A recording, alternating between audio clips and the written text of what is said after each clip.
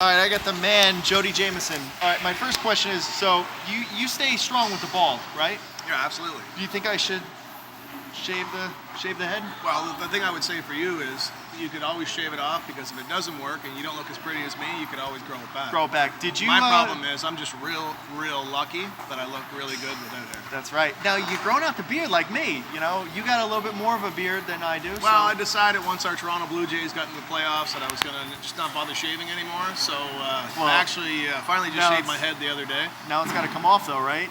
Well, I'm going to leave it actually. I have something about, my wife hates it, but my son who's 4, she asked him today if he liked Daddy's beard, and he said he was trying to gauge whose side he was going to go on, and he wasn't sure what his mom was thinking, so he said, "Yeah, I love it," and that made his mom so mad. So that was perfect. Is that your only kid?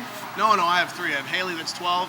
Jet, that is 4, and Sierra, who's 15 months. Okay. Oh, and how long have you been with your wife? We've been married coming up on 5 years. Wow. Yeah, long time. So a long time. It only feels like, like 5 years underwater. That's the right answer, right? So, are you happy to have the Breeders' Crown back up here? Absolutely. This is my first time here, and I gotta say, congratulations on this whole. I love this track. I did a lot of work on it. You know what I mean? Yeah, I did a lot of planning.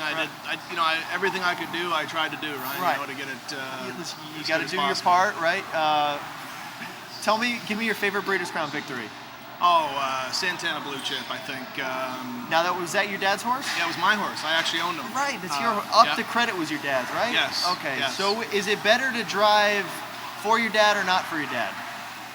It's great driving for my dad. Was he a driver? Absolutely. Yeah, he won 1,000 races as a driver. He's in the Hall of Fame as a trainer here in Canada. So absolutely, it's great to drive for him. Did he like sit you down when you first started driving and kind of criticize you and make you watch replays? Actually, he just he waited for me to screw up, which I did lots of, and then he yelled at me then. So it worked out good. Does he call you up now?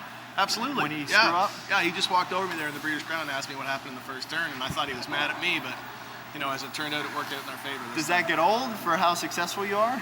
No, it's my dad. You always take direction and criticism, and it's the people that love you care the most about you and want to see you do the best. What about other family? If my kids say anything, I wrestle them to the ground until they start crying. And no, I mean everybody's usually fairly. Are we going to get your kids involved with horses, or?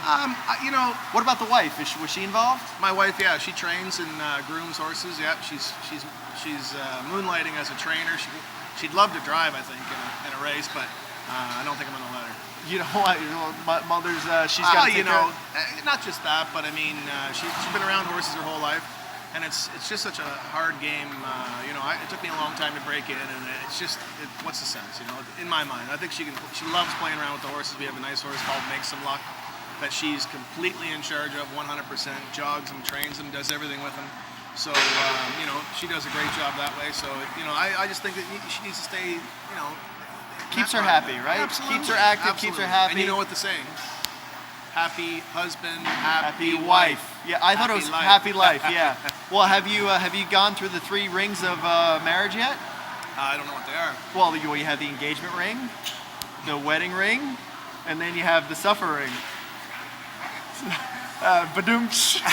That's a good one, right? I'm gonna have no comments. It's the first time you made me speechless. Anyone's ever made me speechless. In America, we have the Fifth Amendment, which means that we don't have to speak to perjure yourself. So right. Are you going to plead the Fifth? Are you going to plead the Fifth? I'm gonna plead the Fifth Amendment and. In Canada, you could do that. Well, you're actually a United States of America citizen, right? Representative, yes. And this is going to show on the interweb. On the interwebs in the United States. In the United States, so I would say I'm well within my rights to take the Fifth. Absolutely. So anyway, we're gonna end this fancy schmancy interview. You might be my new favorite driver. I like you. And one last thing for an American in Canada, give me some Canadian. Give me one quick thing to learn that I should know about Canadians that nobody doesn't know. One quick thing about Canadians. We are quick thing about Canadians. We are perhaps the most cordial people you'll ever meet. I'll tell you what, the customs agents, when I crossed the border, they went through all my stuff and then they apologized profusely afterward. So That's great. all right, this is Jody Jamieson, and thank you very much.